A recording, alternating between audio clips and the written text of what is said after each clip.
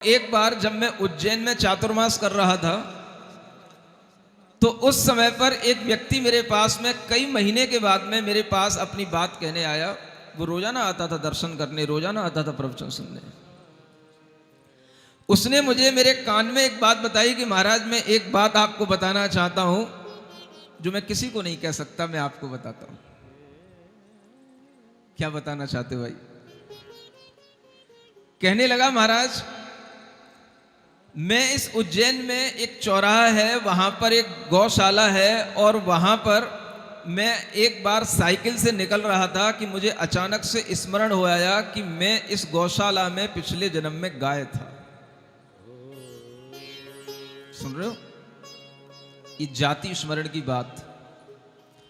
ये जाति स्मरण का मतलब अपने पूर्व जन्म का स्मरण हो आना। और यह स्मरण जरूरी नहीं कि जन्म के समय पर हो, जन्म के कितने ही समय बाद हो सकता है, किसी को भी हो सकता है।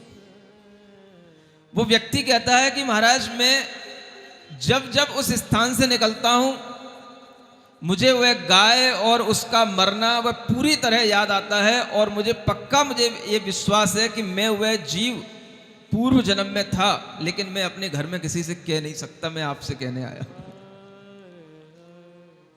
मैंने कहा अब क्या करना है?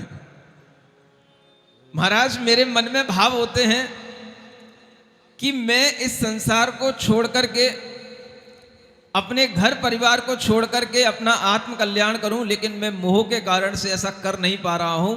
मैं आपको यह भी सच बता रहा हूं कि इस संसार में मैंने जो गाय बन करके दुख सहे वो दुख मुझे आज भी याद आते हैं।